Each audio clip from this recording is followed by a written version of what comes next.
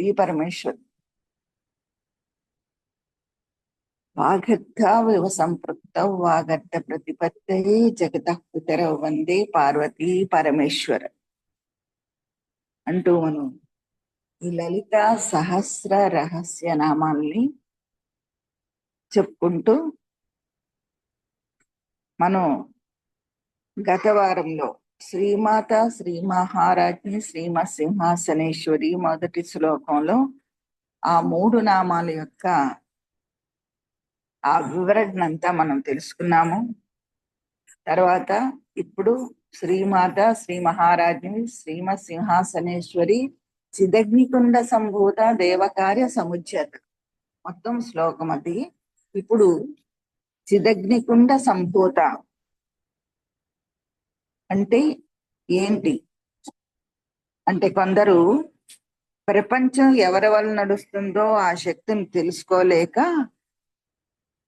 తాము నడుస్తూ అజ్ఞానంలో పడిపోతూ ఉంటే, కొంతమంది యోగ్యులు అజ్ఞానంలో పడిపోతున్నామని తెలుసుకుని బయటపడే ప్రయత్నంలో మంచి పనులు చేస్తూ ఉంటారు. వీరి వల్ల వారికి లోకానికి కూడా మంచి. వీరిని ఏమంటాం? అలాంటి వాళ్ళని మంచివాళ్ళు.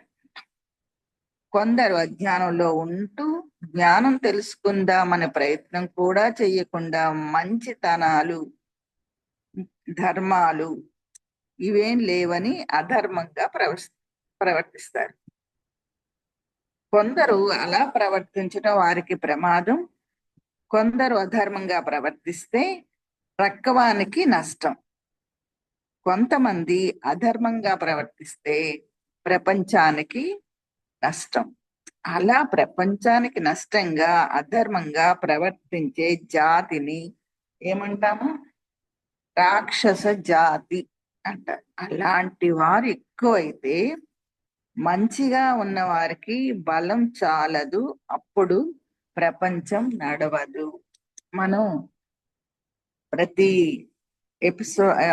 వీటిల్లో చూస్తుంటాం. హరహర మహాదేవ గాని అంటే పౌరాణిక సీరియల్ కానీ సినిమాలు కానీ చూస్తున్నప్పుడు ప్రతి చోట దేవదాన యుద్ధం జరుగుతూనే ఉంటది. దేవతలకి రాక్షసులకి, దేవతలకి నెంబర్ ఆఫ్ రాక్షసులు తో యుద్ధాలు. ప్రతి ఒక్కరూ అమ్మవారేంటి, అయ్యవారేంటి, మరి కుమారస్వామి ఏంటి, విష్ణుమూర్తి ఏంటి, ఎన్నో అవతారాలు ఎత్తు కూడా చేసుకుంటూ వచ్చారు కదా. అదంతా అవన్నీ మనకి చాలా కథలు తెలుసు. అంటే ఇదనమాట, ఇదే చెప్తున్నారు. అప్పుడు ప్రపంచం నడవదు కనుక మళ్ళీ వాళ్ళు ఒక అవతారం ఎత్తి ఆ రాక్షసుని ఎలా చంపాలో చూసుకొని, అంటే ఎలా చంపాలో చూడడం అంటే వాళ్ళకి అది తపస్సు చేస్తారు. ఆ రాక్షసులు ఏమీ తక్కువ కాదు. వాళ్ళు కూడా అద్భుతమైన తపస్సు చేస్తే ఆ వరాలు పొందుతారన్నమాట. నాకు ఇలాగా ఉండకూడదు, చావు అలా ఉండకూడదు, అవన్నీ మనం ఆ కథలన్నీ చాలా మనకి తెలుసు. కాబట్టి అలాంటి వాళ్ళ గురించి చెప్తున్నారనమాట.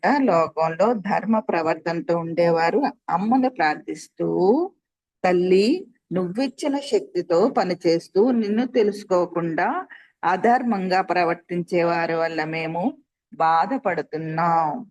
నువ్విచ్చిన శక్తితో మేము వారిని ఎదుర్కొంటున్నా, మా శక్తి చాలక వారి ముందు ఓడిపోతున్నాం, మా మంచితనం దెబ్బతింటుందమ్మా, నువ్వు రా అని అడుగుతారంట. అప్పుడు మనం మంచి చేద్దామన్నా ఏదో ఒక చెడు బయట నుండో లోపటి నుండో వస్తూ ఉంటుంది. అది పోగొట్టుకోవాలంటే ఎవరైతే శ్రీమాత శ్రీ మహారాజ్ని శ్రీమత్ సింహాసనేశ్వరిగా ఉన్నారో ఆ తల్లినే ఆశ్రయించాలి. ఎవరు పిలిచినా వారి కోసం అమ్మ వస్తుంది, కానీ పిలవాలనే బుద్ధి అందరికీ పుట్టదు. అమ్మ వారిని పిలవాలని, ఆశ్రయించాలని, అమ్మ గురించి తెలుసుకోవాలనే బుద్ధి, అర్థం తెలుసుకోవాలనే బుద్ధి కలగాలంటే దైవీ సంస్కారం, దైవీ గుణాలు ఉండాలి. ఇది రావాలంటే మనకి ఒక సంస్కారం, దైవీ సంస్కారం ఉండాలి, ఆ గుణాలు ఉండాలన్నమాట. వాటితో అమ్మని ఆశ్రయిస్తే ఆ పనులను చక్కబెట్టడం కోసం వారిని కాపాడడం కోసం అమ్మవారు వస్తుంది. నిత్యగా ఉన్న తల్లి ఇప్పుడు వస్తుంది అన్నమాట. ఉందంటే శక్తిగా ఉంది. ఉన్న శక్తి కనబడట్లేదు, కానీ మనల్ని అనుగ్రహించటం కోసం కనిపించి మరీ వస్తుంది. దైవీ గుణం ఉన్నవారు వారు బాగుపడుతూ ఎదుటి వారిని కూడా బాగు చేస్తారు. అది ఉంటే వారి కోసం ఆవిడ వస్తుంది. ఏదో కొద్ది కొద్దిగా రావడం కాదు. సూర్యుడు సగం వచ్చి సగం రాకుండా ఉంటే ఎలా ఉంటుంది? బాగా రావాలి. సద్బుద్ధ్యత, సంబుద్ధ్యత అంటే సంపూర్ణంగా. ఎవరి కోసం వస్తుంది? దేవ కార్య సముద్యత. అమ్మ ఎలా వస్తుంది? దానికోసం ఒక కుండం రగల్చాలి, సాధన చేయాలి. నేను చాలా మంచివాడిని అన్నంత మాత్రాన అమ్మవారు రారు. మంచివారైతే సాధన చేయాలి. సాధన ఎంత చేయాలని కొందరు అడుగుతూ ఉంటారు. లలితా సహస్రం చదవమని చెప్తే ఎన్ని రోజులు చదవాలని వెంటనే అడుగుతారు. ఎన్ని రోజులు అని అడిగారంటే ఎప్పుడా ఎప్పుడు ఆపేయాలా అని అడగడమే కదా. సాధన ఎంతవరకు చేయాలని అడగకూడదు. ఫలితం లభించే వరకు చెయ్యాలి. ఈ జన్మలో వస్తుందంటారా? రాకపోతే మరొక జన్మ ఎత్తి సాధన చెయ్యాలి. అంతవరకు చేస్తూ ఉండాలి. యజ్ఞానికి ముందు 2 కర్రలు మదనం చేయమన్నారు. ఏదైనా యజ్ఞం, యాగం, హోమం అవి చేసేటప్పుడు 2 కర్రలతోని నిప్పు రగిస్తారు. ఆ రెండింటిని కలిపినంత మాత్రాన అగ్ని పుట్టదు. జస్ట్ నెమ్మదిగా కలిపినంత మాత్రాన పుట్టదు. యజ్ఞంలో అగ్ని పుట్టే వరకు అరణి మదనం చెయ్యాలి. ఆ రెండింటిని మదనం చేస్తే అగ్ని పుడుతుంది. ఆ అగ్ని నుండి శక్తి పుడుతుంది. అలా మదనం చేయగలిగితే ఆ మదనం చిదగ్ని కుండం అవుతుంది. అందు నుండి అమ్మవారు ఆవిర్భవిస్తారు.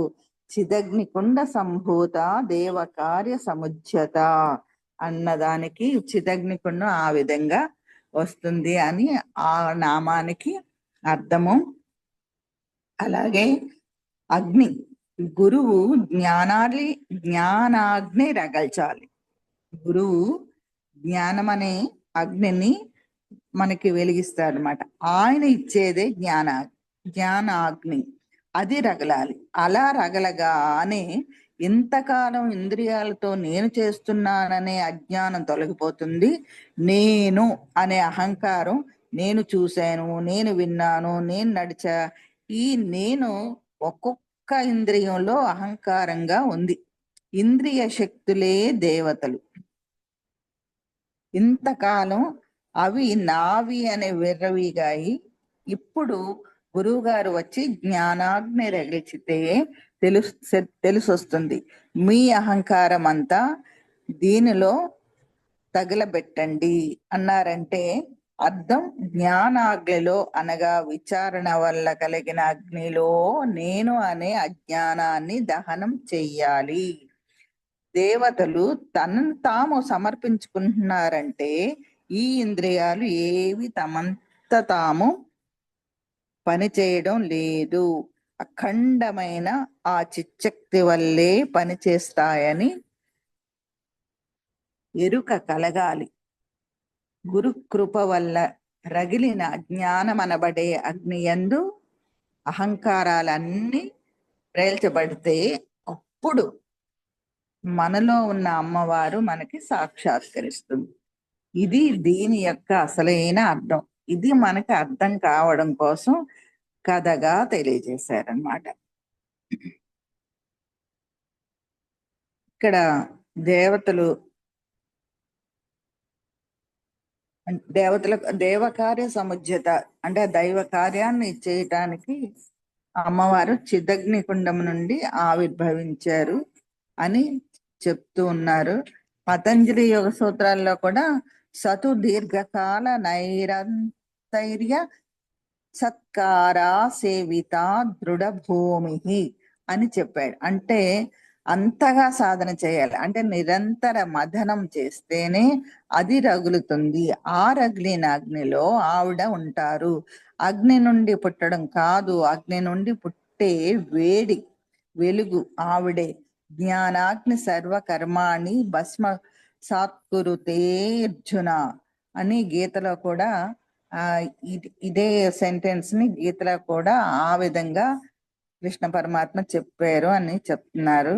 ఇక్కడ సర్వ కర్మలను దగ్ధం చేసే జ్ఞానాగ్నియే చిదగ్ని.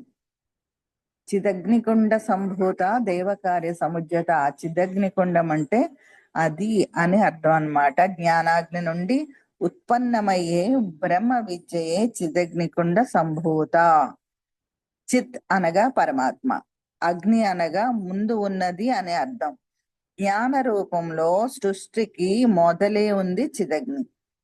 జ్ఞాన రూపంలో ఈ సృష్టికి మొదలే ఉంది చిదగ్ని. ఆ చిదగ్ని అనబడే గుండంలో ఆవిడ ఉద్భవిస్తుంది. పరబ్రహ్మయందు వ్యక్తమైన శక్తి, పరబ్రహ్మంలో మనకి అందించే శక్తి చిదగ్నికుండ సంభూత అని. ఆ శక్తి దేవతలందరిలో ప్రసరించింది. అప్పుడు అమ్మవారు చేసిన పని, తాను ఆవిర్భవించి తన యందు ముందు పడిపోయిన దేవతలందరినీ తన నుండి సృజించి, అదే దేవ కార్య సముజ్యత. ఇక్కడ ఈ అగ్ని గుండము అని అనుకున్నాం కదా, అంటే అందరూ అందులో పడ్డారు అని చెప్పారు కదా. అగ్ని వల్ల 2 ఉపాయాలు ఉంటాయి. అంటే మీరు దూకండి అంటే దూకేయడం, గురువు గారు ఏం చెప్తే అది చెయ్యడం, అది దాని గురించి చెప్పారనమాట ఇక్కడ. అలాగా కాకుండా అగ్ని వల్ల 2 ఉపయోగాలు ఉంటాయి. ఒకటి వెలుగు, 2 వేడిమి. వేడిమి వేడి ఏం చేస్తుంది? తగలబెడుతుంది. వెలుగు ఏం చేస్తుంది? వెలగబెడుతుంది. మనకి ఇష్టమైతే వెలగబెట్టడం, ఇష్టం లేకపోతే తగలబెట్టడం. వద్దన్నా 2 చేస్తుంది. 2 పనులు కూడా ఆ అగ్నికి ఆ లక్షణం ఉందన్నమాట. మనకున్న అజ్ఞానాన్ని తగలబెట్టి జ్ఞానాన్ని వెలగబెట్టాలి. వెలగబెట్టడం, తగలబెట్టడం 2 చేయగలదు శ్రీమాత అని ఇక్కడ చెప్పడం. అంతర్నిరంతర మథన మేధ మానే, లోపల నిరంతరం సాధన ద్వారా మదనం చేయగా అగ్ని రగులుతుంది. ఇది ఇంధనం లేని అగ్ని. ఈ సాధనకి ఒక జీవితం చాలదు. అంత సాధన చేస్తే లోపల ఒకసారి రగులుతుంది. ఎప్పుడు రగులుతుందో తెలియదు. బృందావనంలో దేవ హరబాబా అని ఒక యోగేశ్వరుడు ఉండేవారంట. ఆయన తన దగ్గరికి వచ్చేవారితో, నీ దగ్గర మనస్సు అనే కర్ర ఉంది, దాన్ని నామం అనే మరొక కర్రతో బాగా మదనం చెయ్యి. అలా మదనం చేస్తే అగ్ని పుడుతుంది. అది ఆ 2 కర్రల్ని తగ్గిస్తుంది, నామాన్ని తీసేస్తుంది, మనస్సుని తీసేస్తుంది. రామం అనే బ్రహ్మాన్ని మాత్రం మిగులుస్తుంది. విచారణతో సాధన చెయ్యమని చెప్పారంట. అంటే ఇక్కడ ఎవరు ఏది చెప్పినా ఎలా చెప్పినా మన సాధన సాధన సాధన. అలాగా చిదగ్నికుండం అంటే దానికి ఆ ఇది మీనింగ్ అని చెప్పారు. తర్వాత దేవకార్య సముచ్యత. శ్రీ దేవకార్యం అంటే ఏంటి? చిదగ్నిలో దుముకిన బ్రహ్మ, ఇంద్రుడు, యముడు, వరుడు, కుబేరుడు మొదలుగా గల సర్వ దేవతలను మరల చిదగ్ని కొండ సంభూత అయిన అమ్మవారే సృజించారు. చిదగ్నిలో పడకముందు వాళ్ళ శరీరాలను భండాసురుడు పీల్చి పిప్పి చేశాడు. అందరూ ఎండిపోయి ఉన్నారు. ఇప్పుడు వచ్చిన శరీరాలు బాగా దివ్యంగా, గొప్పగా, పుష్టిగా ఉన్నాయి. ఆవిడలోంచి వచ్చాయి కనుక ఒక్కొక్కటి అంత శక్తివంతం అయ్యాయి. అసలు శక్తి ఆవిడే అని తెలుసుకున్నారు. వారి అహంకారం వదిలింది. అమ్మవారి దేవతలతో మీ పని నేను చూస్తాను, మీరు హాయిగా ఉండండి అని చెప్పి దేవ కార్య సముజ్యత అయింది. అంటే ఆ దేవతలు చేసే కార్యాన్ని ఆవిడ చేపట్టింది కాబట్టి దేవకార్య సముచ్యత అయింది. దేవకార్యం కోసం ఆవిర్భవించిన తల్లి దేవకార్యం అనగా లోక రక్షణే. అందుకే మనం చాలా పనులు విశ్వ కళ్యాణం కోసం అంటూనే కదా మనం చేసే పనులన్నీ చేస్తున్నాం. మనం ఏది చేసినా ఆ ధ్యాన యజ్ఞాలకి వాటికి డొనేషన్స్ ఇవ్వడం కానీ పిరమిడ్స్ కి అవన్నీ కూడా విశ్వ కళ్యాణం కోసం చేసే పనులు. దేవకార్యం అంటే అదనమాట.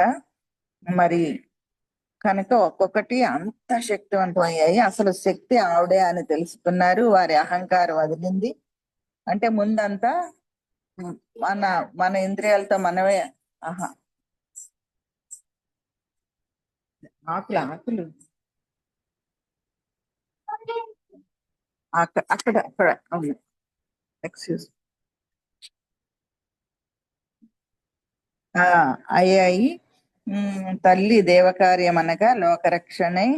లోకరక్షణ కోసం మహాశంభువు చేసిన మహాయాగంలో చిదగ్ని కుండంలోంచి ఆవిర్భవించింది కనుక ఇక్కడ చిదగ్నికుండ సంభూత దేవకార సముద్ర అంటే సముజ్యత అన్నప్పుడు సంపూర్ణంగా ఉదయించింది అని అర్థం. అనగా అన్ని కళలతో పరిపూర్ణంగా ఉద్భవించింది అని. చిచ్చక్తి పరమేశ్వరస్య విమల చైతన్యమేవోచ్యతే అని శాస్త్రం. చిచ్చక్తి పరమేశ్వరస్య విమల చైతన్యమే ఓచ్యతే అని శాస్త్రవాక్యం ఇది. చిదగ్ని అంటే చిచ్చక్తి. అగ్రే నియతి ఇది అగ్ని. ముందు ఉండేది కనుక అగ్ని. పరమేశ్వరునికి అగ్ని అని పేరట. పరమేశ్వరునికి ఆ పేరు పంచభూతాల్లో అగ్నికి కూడా పెట్టబడింది. అగ్ని మీళే పురోహితం అనే మొదటి మంత్రమే పరమేశ్వరునిది. అగ్ని అనగా ఆయనే. చిదగ్ని అనగా పరబ్రహ్మ. పరబ్రహ్మ నుండి వ్యక్తమైన శక్తి చిదగ్నికుండ సంభూత. దేవకార్యం అనగా లోక నిర్వహణ కోసం వ్యక్తమైంది కాబట్టి దేవకార్య సముచ్యత. ఇక్కడ భాష్యం అంటే ఇవి ఒక్కొక్క అద్భుతాలు చెప్తుంటారు కదా ప్రవక్తలు. భాష్యకారులు ఇంకో అద్భుతమైన మాట చెప్పారంట. ఏమని? దేవహ అంటే ఈశ్వరుడు, దేవాహ అంటే దేవతలు. ఒకసారి దేవహ అంటే ఈశ్వరుడు, దేవాహ అంటే దేవతలు. ఇక్కడ సంస్కృతం లో ఇక్కడ దీర్ఘం విసర్గ వచ్చినప్పుడు అది స్త్రీలింగం లాగా మనం అర్థం చేసుకోవాలి. అక్కడ బాలిక బాలికాహ అలా ఉంటాయి అన్నమాట. ఆ విధంగానే ఇక్కడ దేవహ అంటే ఈశ్వరుడు, దేవాహ అంటే దేవతలు. అంటే బహువచనంలో దేవతలు, ఏకవచనంలో ఈశ్వరుడు. స్త్రీలింగంలో అంటే ఇక్కడ బహువచనంకి చెప్పారు. ఏదో ఉంది అక్కడ అంటే సాంస్క్రిట్ పరంగా ఇక్కడ దీర్ఘం వచ్చి విసర్గ వచ్చినప్పుడు బాలక బాలకాహ అలాగనమాట. ఇక్కడ దేవహ దేవాహ అంటే దేవతలు. ఇంకో దేవహ సర్వభూతేషు. ఇక్కడ ఇదేంటి బహువచనంలో దేవతలు, ఏకవచనంలో ఈశ్వరుడు. ఏకో దేవ సర్వభూతేషు గూఢ అనే శ్వేతాస్వర ఉపనిషత్తులో ఉందంట.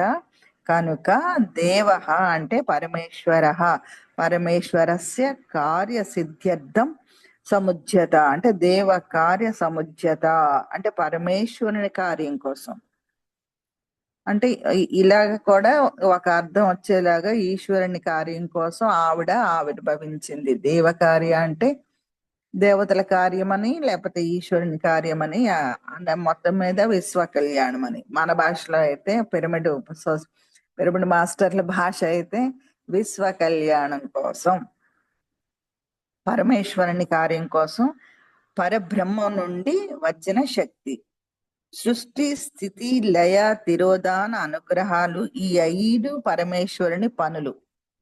పరమేశ్వరుని పళ్ళు సృష్టి అంటే మనం బ్రహ్మదేవుడిది అని మళ్ళీ విడివిడిగా అనుకుంటాము. కానీ ఇవన్నీ పరమేశ్వరుని అనుగ్రహంతోనే జరుగుతాయి. అంటే ఆ శివుని ఆజ్ఞ లేనిదే చీమైనా కుట్టదు, అదొక నానుడి ఉంది కదా.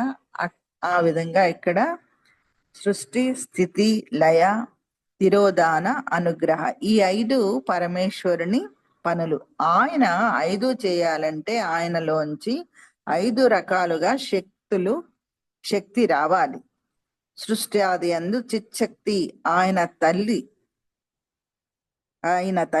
చిచ్చక్తి అయిన తల్లి, ఆయన తల్లి కాదు, చిచ్చక్తి అయిన తల్లి చిదగ్ని స్వరూపుడైన పరమేశ్వరుని నుండే వ్యక్తమై ఆ దేవ కార్యం అనగా ఈశ్వర కార్యమైన సృష్టి, స్థితి, లయలు చేయడం కోసం వచ్చింది. ఇదొక ఈ పేర అంతా ఒక అర్థం సూచిస్తూ ఉందన్నమాట. ఇదొక అర్థం. ఒకవైపు కథ, మరొక వైపు పరమార్థం కనబడుతుంది. పరిశీలిస్తే అమ్మవారు దేవ కార్య సముజ్జితగా ఉద్భవించి బయటకు వచ్చినప్పుడు ఎలా కనబడుతుందో తర్వాత నామంలో చెప్తున్నారు. తర్వాత నామం ఇప్పటికి మనకి 5 నామాలు అయ్యాయండి. అంటే శ్రీమాత, శ్రీ మహారాజ్ని, శ్రీమత్ సింహాసనేశ్వరి, చిదగ్నికుండ సంభూత ఒకటి, అదంతా ఒక నామము. దేవకార్య సముజ్జత అదంతా ఒక నామం. మొత్తం 5 ఈ శ్లోకంలో 5 నామాలు అయినట్టు. తర్వాతి శ్లోకంలోకి వెళ్తే ఉజ్జద్భాను సహస్రాభ అని ఉంటది కదా. ఉజ్జద్భాను చతుర్బాహు సమన్విత అని. తర్వాత ఇక్కడ సెకండ్ శ్లోకంలోకి వెళ్తున్నాము. మొదటి శ్లోకం గురించి మనం ఏమైనా డిస్కస్ చేస్తామా, ఇంక వెళ్ళిపోనా? ఎవరికైనా ఏమైనా క్వశ్చన్స్ ఉన్నాయా మాస్టర్స్? ఏమైనా డిస్కస్ చేసుకుందామా? ఒక్కసారి శ్రీ మాత్రే నమః ఒక్కసారి చాలా బ్రీఫ్ గా చెప్తారా? ఒకసారి బ్రష్ అప్ చేస్తారా? అలాగే. శ్రీ మాత్రే నమః. ఎస్. అంటే ఇది కాదు కదా శ్రీమాత, శ్రీ మహారాజ్ని, శ్రీమత్ సింహాసనేశ్వరి. శ్రీమాత్రే నమః మళ్ళీ వేరుగా ఫస్ట్ నామం గురించి అడుగుతున్నట్టున్నారు గౌతమి గారు. శ్రీమాత, అది శ్రీమాత. శ్రీమాత అనేనా చెప్పమన్నారు మీరు గౌతమి గారు? హలో,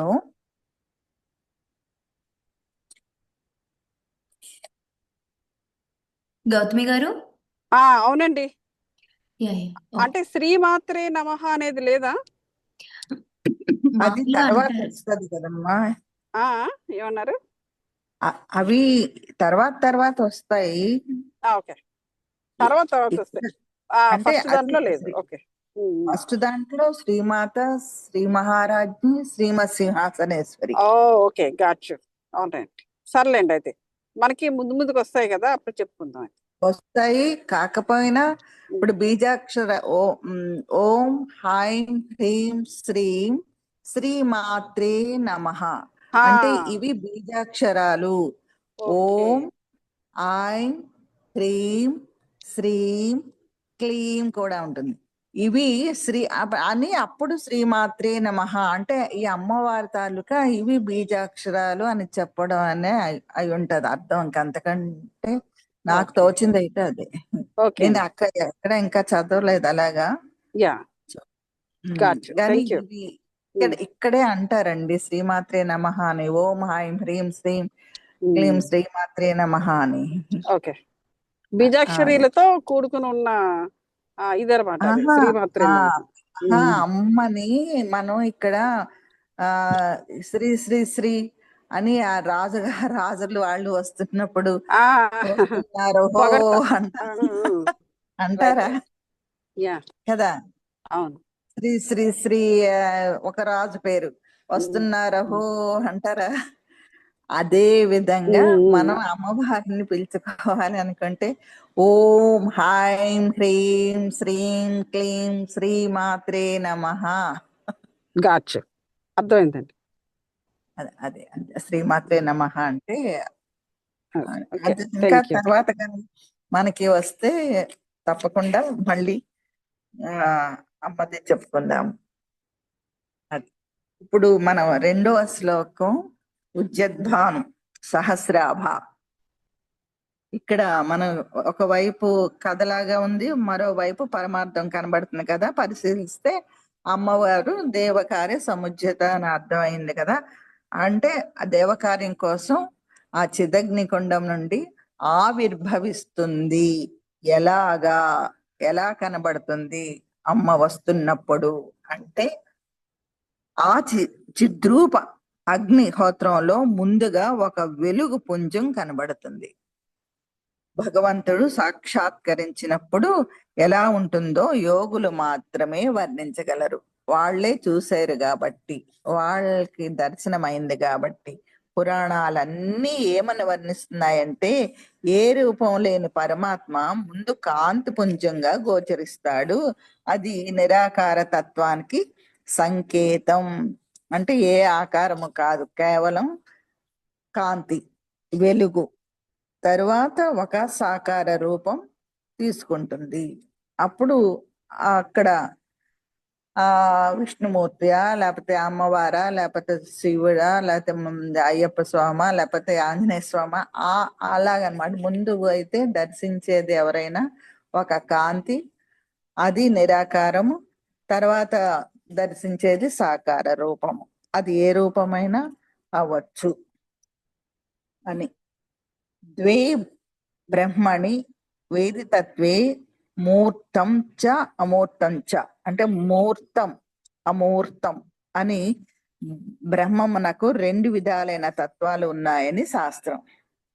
అంతవరకు అమూర్తమైన పరమాత్మ శక్తి ఇప్పుడు మూర్తమంతా అవడం కోసం ముందు జ్యోతి పుంజంగా కనబడింది. ఆ జ్యోతి పుంజం క్రమంగా రూపం ధరిస్తుంది. ఆ జ్యోతి ఎలా ఉందో వర్ణిస్తూ ఉజ్జద్భాను సహస్రాభ, ఉదయిస్తున్న వేల కొలది సూర్యులు ఒక దగ్గర ఉంటే ఎలా ఉంటుందో అలా ఉంది అని చెప్తున్నారు అనమాట. వేల కొలది సూర్యులు అంటే ఒక సూర్యుడినే మనం తిన్నగా కళ్ళబెట్టి చూడలేం. కరెక్ట్ గా కాంతివంతమైన సూర్యుడి దగ్గర మనం నిలబడలేం కదా.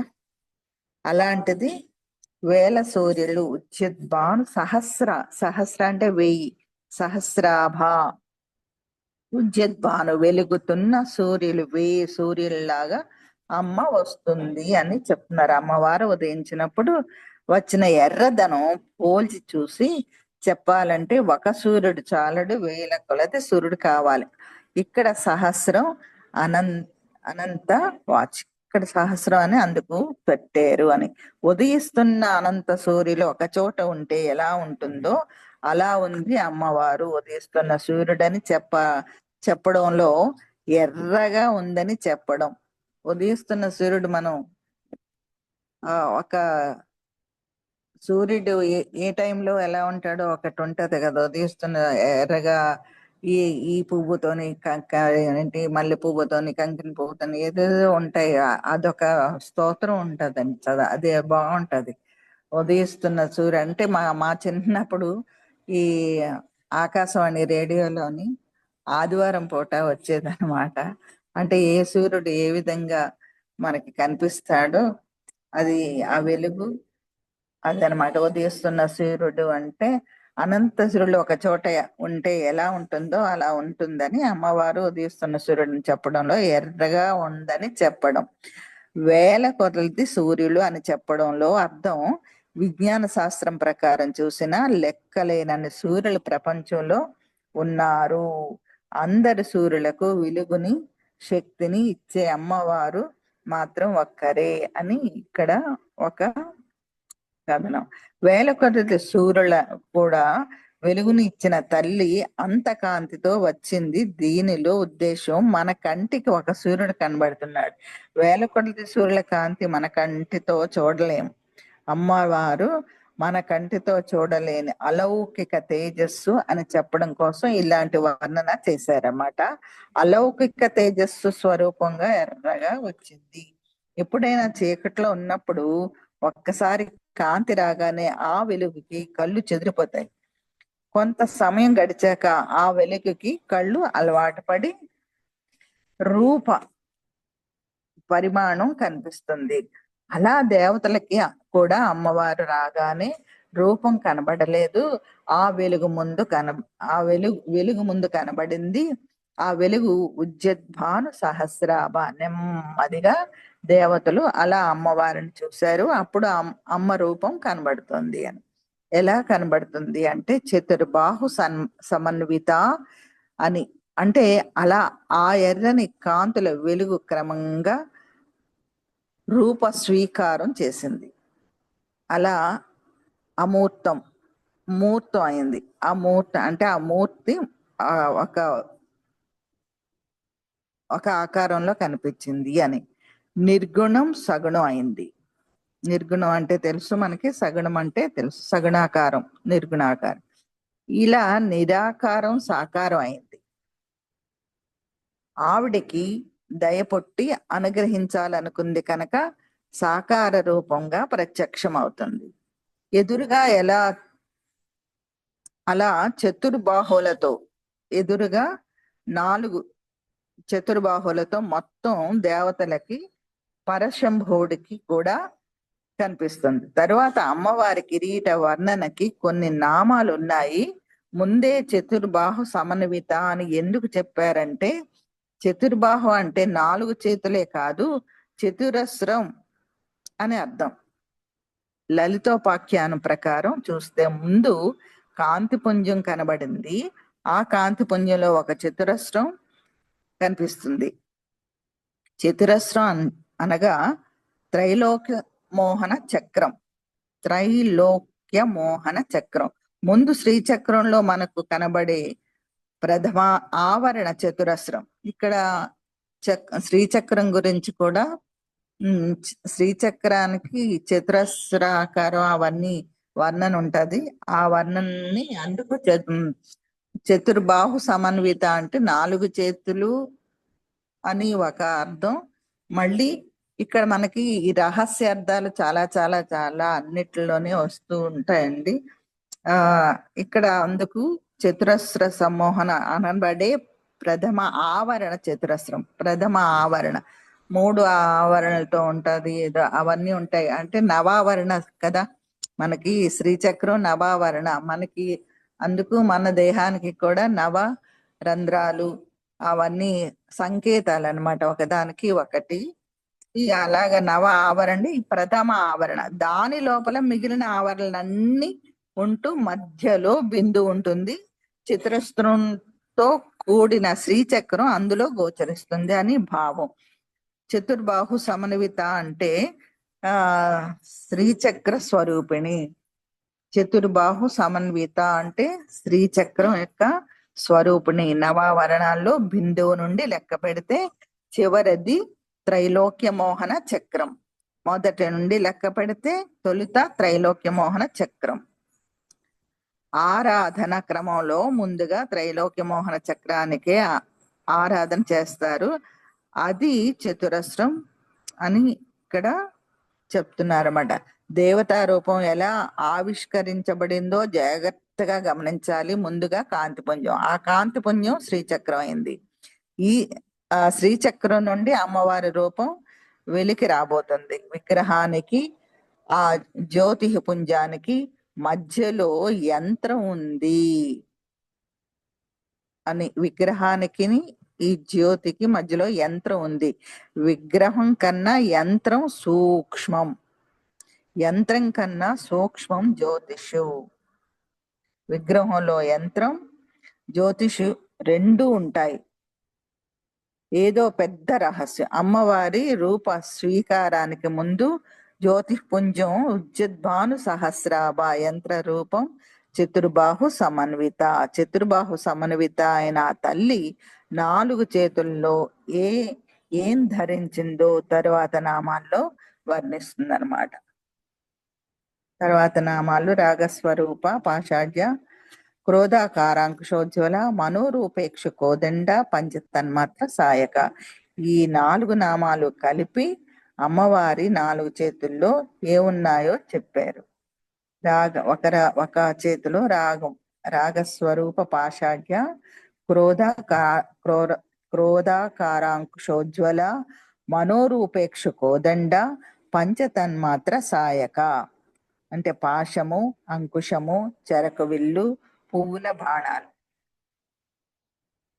మనోరూపేక్ష కోదండ, ఇక్షు కోదండం అంటే చెరకు విల్లు, మనోరూపం అంటే మనస్సు అనే చెరకు విల్లు పట్టుకుంది. పంచ తన్మాత్ర సాయక అంటే 5 పుష్ప బాణాలు పట్టుకుంటుంది. పైన 2 చేతుల్లో రాగస్వరూప పాషాఢ్య అంటే రాగం అనే దానిని పాశముగా పట్టుకున్నారు. క్రోధాకారాంకుశోజ్వల క్రోధాన్ని అంకుశంగా పట్టుకున్నారు అని ఇక్కడ రాగస్వరూప పాశ రెండో సెంటెన్స్ కి ఉజ్జద్భాను సహస్రాభ చతుర్బాహు సమన్విత రాగస్వరూప పాషాఢ్య క్రోధాకారాంకుశోజ్వల మనోరూపేక్షకో దండ పంచతన్మాత్ర సాయక. అంటే ఇక్కడ ఇచ్ఛాశక్తిమయం పాశాంకుశం జ్ఞానరూపిణం క్రియాశక్తిమయే బాణధనుషి దదోజ్వలం పాశం. ఇచ్ఛాశక్తి అంకుశం, జ్ఞానశక్తి బాణ ధనస్సులు, క్రియాశక్తి అని మరో శాస్త్ర నిర్వచనం అన్నమాట. ఇక్కడ అమ్మవారి అంటే ఇక్కడ వేరు శాస్త్రాల గురించి అన్నివి కూడా మనకి ప్రస్తావన చేస్తూ అతను అందించారనమాట. నిజంగా మనం ఫస్ట్ అందరినీ తలుచుకున్నాం. అలాగే ఈ షణ్ముఖ శాస్త్రి గారిని కూడా ఈసారి నుండి తలుచుకుందాం. ఎందుకంటే నేను ఫాలో అవుతున్నది ఇప్పుడు మీకు అందిస్తున్న ఈ యొక్క అర్థాలు ఇక్కడ నేను అమెరికాలో ఉన్నప్పుడు అక్కడ బుక్ ఏమో జక్క పద్మ గారిది, ఈ గ్రంథం ఏమో సామవేదం షణ్ముఖ శర్మ గారిది. సో అతనికి కూడా మనం కృతజ్ఞతలు పదే మనం కోటి ధన్యవాదాలతో చెప్పుకుందాము. అది ఇక్కడికి 7:20 అయింది. అమ్మవారి స్వరూప ప్రకాశ విమర్శనం. ప్రకాశం అంటే విశ్వస్వరూపం.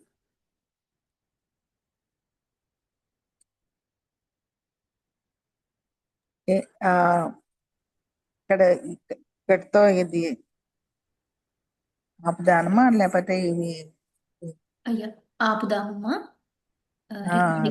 అంటే ఇంకొక 10 minutes ఉంది కదా. అవును.